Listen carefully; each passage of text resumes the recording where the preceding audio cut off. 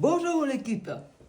Alors, comme je vous avais dit en fin de semaine passée, on va s'attaquer à de la musique joyeuse pour un mariage, par exemple. Et là, notamment, ce morceau-là, c'est pour un mariage. Et c'est grâce à Josiane qui va bientôt se marier et qui nous l'a annoncé que ça m'a donné l'idée de créer de la musique joyeuse. Dans l'idée que vous puissiez apprendre. Et elle se marie le 7 septembre, dans l'idée que ceux qui ont envie de lui faire un cadeau puissent lui jouer un joli morceau de mariage, à votre façon. Alors moi, j'ai pris comme base, parce que je suis ici en Occident, j'ai pris la fameuse marche nuptiale de Félix Mendelssohn. Pour pouvoir vous expliquer les choses. Alors je vous fais une fois le thème. Après, je rentre en explication. Alors, c'est un petit peu de... Non, je vous fais une fois le thème, ça ne sera pas du déchiffrage.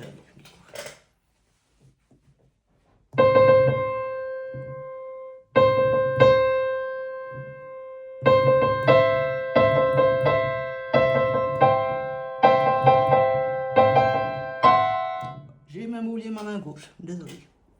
Je recommence.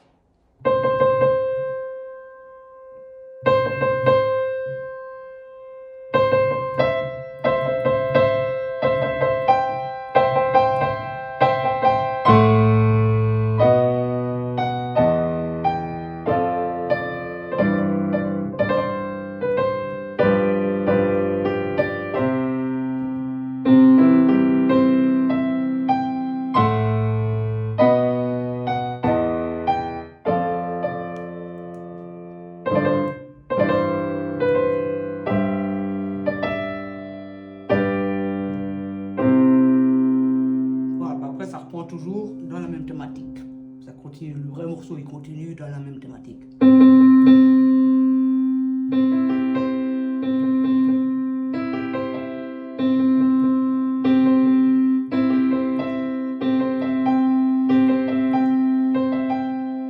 Il recommence. Ça c'est le vrai morceau, avec les bonnes notes. Maintenant, je vais simplement m'appuyer dessus et y garder ces principes. Alors, quel est le gros principe que je vois déjà, ou que j'entends surtout? Parce que vous m'entendez, vous ne voyez pas la partition. Mais c'est pas grave, ça revient au même. Qu'est-ce que vous entendez au début? Au début, ça commence avec une note. Vous avez remarqué? Je joue qu'une seule note. Ça fait triolet blanche. Triolet blanche. Triolet blanche. Puis après, je commence à amplifier, à déployer mon accord. C'est l'accord de Do majeur. Alors, les deux premiers sont non euros dans cette marche nuptiale. Donc il nous fait une note.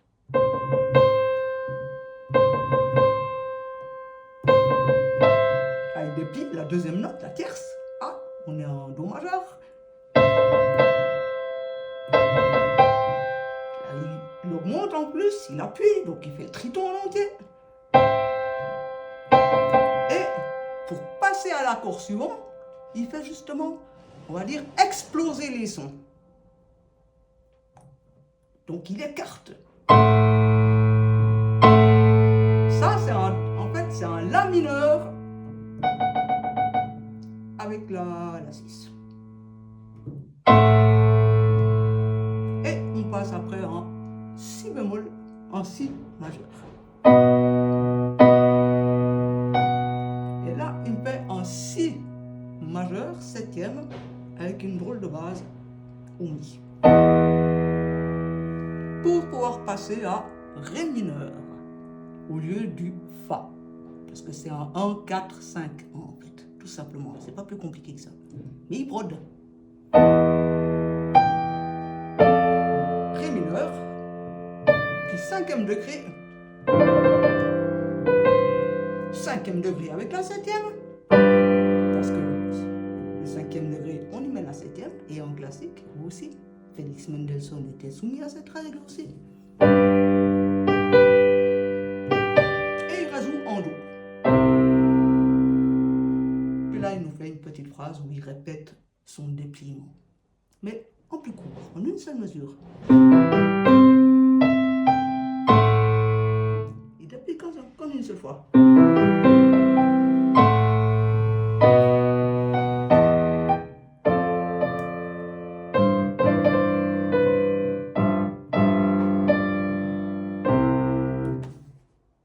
Voilà. Alors en fait, le principe, c'est que on expose une petite mélodie. Après, vous jouez chacun dans votre style, dans votre façon, dans vos rythmes à vous, puisque je ne peux pas couvrir tous les styles, je ne peux que expliquer des techniques que vous pouvez appliquer dans vos styles. Mais en gros, vous partez doucement. Une petite mélodie. Là, la mélodie, c'est vraiment pas dur comme mélodie. C'est ça le thème. Et de cette petite mélodie, vous l'amplifiez gentiment. Là, je vais inventer un peu.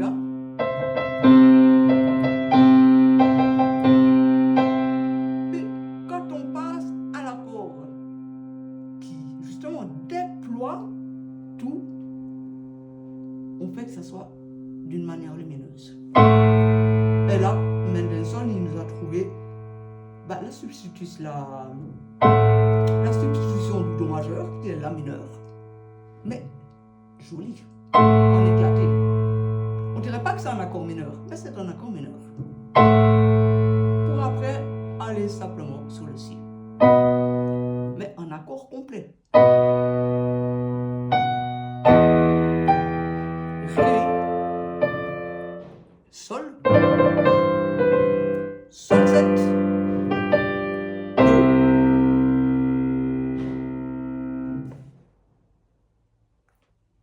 Je vais prendre une autre mélodie. En Do aussi. Ça,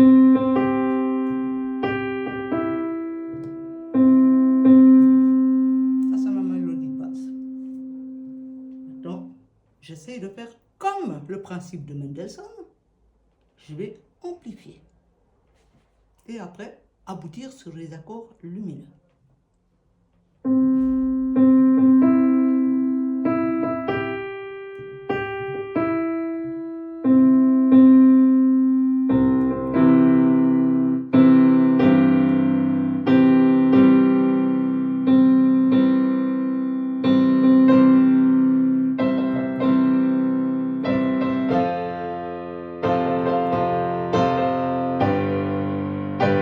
Et voilà, là j'ai amplifié totalement, dans le sens que j'ai mis tout l'accord en entier.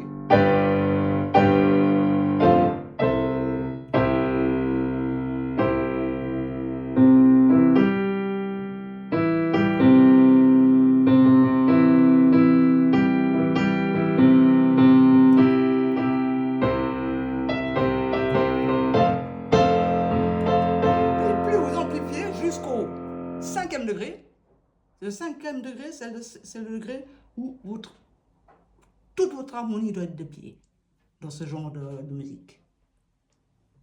Donc au 4e, vous êtes encore un peu légèrement tranquille, mais justement en préparation du dépliement complet de tout l'accord.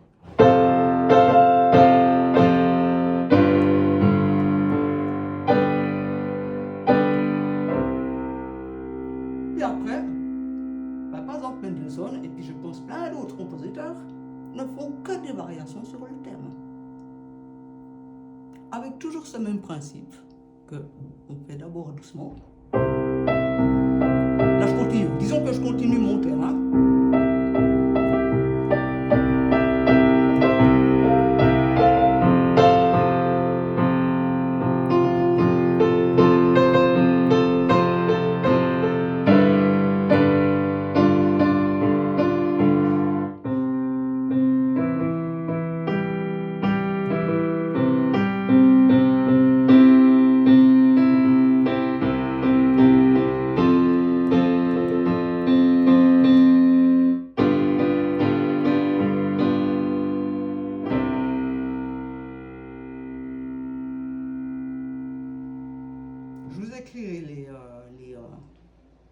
la suite harmonique. Mais dans le principe, une mélodie, déjà vous êtes en majeur principalement, hein. De temps en temps il y a des accords mineurs aussi, mais dans le principe, vous faites un petit thème simple, le plus simple possible. Vous voyez, Mendelssohn, il ne s'est vraiment pas cassé la nénette hein, pour son thème, c'est terminé. C'est pas creuser la tête plus loin. Mais par contre, il en a développé, hein, parce que si vous écoutez le morceau en entier, le vrai, il dure passer 5 minutes. Puis alors, il en a développé des variations sur son petit thème. Ben, c'est exactement ça qu'il faut faire pour une chanson joyeuse. Et à la fin, vous revenez à votre thème de départ, mais amplifié. Parce que justement, c'est en mariage, quand on arrive à la fin du morceau, dans le mariage, c'est souvent quand le marié et la mariée sont justement arrivent enfin devant le prêtre, ou le pasteur, ou l'officiant. Donc à la fin, c'est vraiment très majestueux. On doit même faire, si par exemple Mendelssohn, il devrait faire...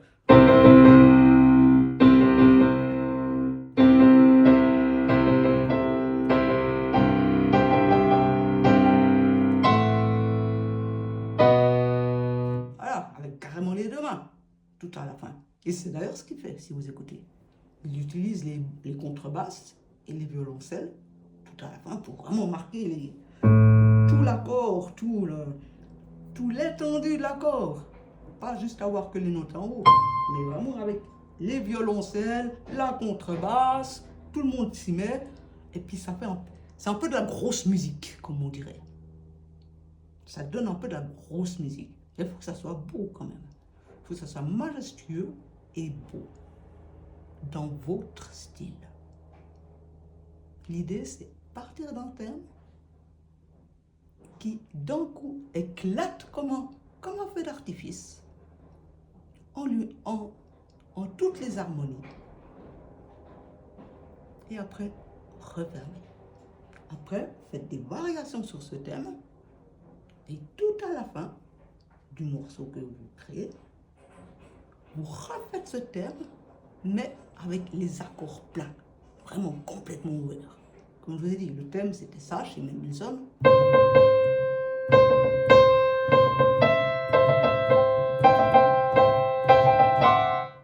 Hein? C'est ça. Ben, à la fin, vous le répétez, mais avec tous les doigts.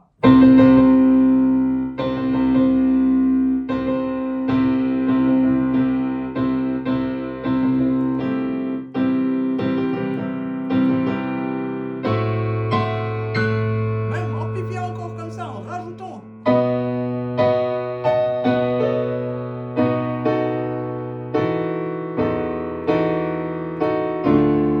Puis après, il fait quoi?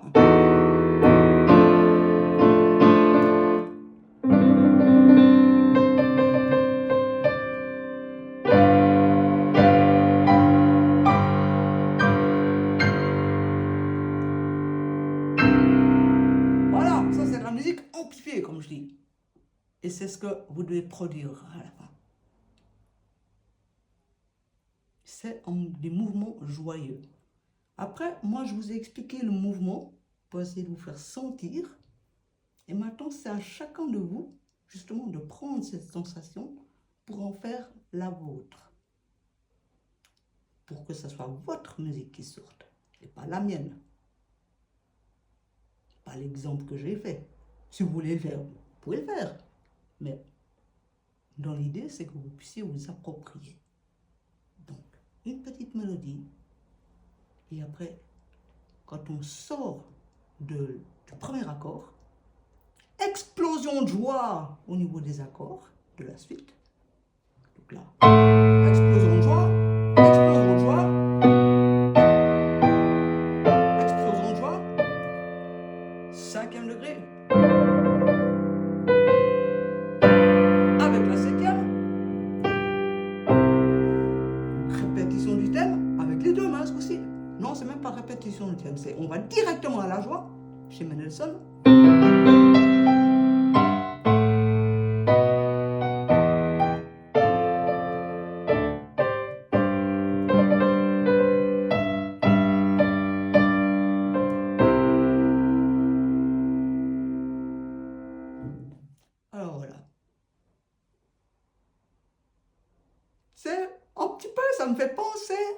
par exemple aux histoires même de la marche turque, Rondo alla turca. Dans le sens que quand on finit les strophes dans Rondo alla turca, après il y a le fameux thème.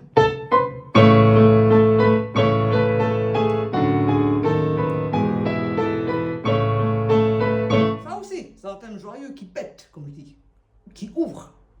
On ouvre.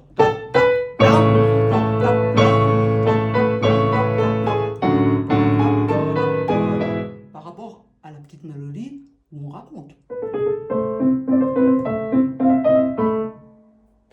C'est la même chose, finalement. Slow.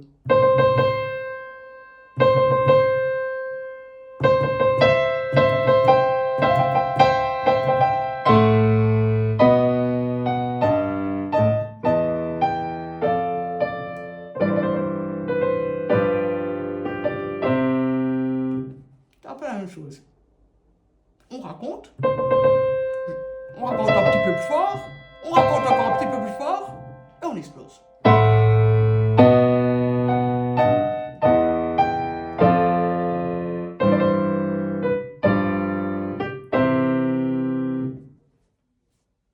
Vous devez amener à cette explosion de joie. Peu importe dans quel style vous jouez, que ce soit du seven, du compas, du gospel, du piano classique, du jazz ou n'importe quel style, c'est que vous amenez à la joie et au feu d'artifice joyeux. Je n'ai pas d'autre comparaison qu'un joli feu d'artifice joyeux qui éclate dans toutes ses couleurs et dans tout son espace. Je crois que c'est le meilleur exemple. Voilà, pour des idées joyeuses.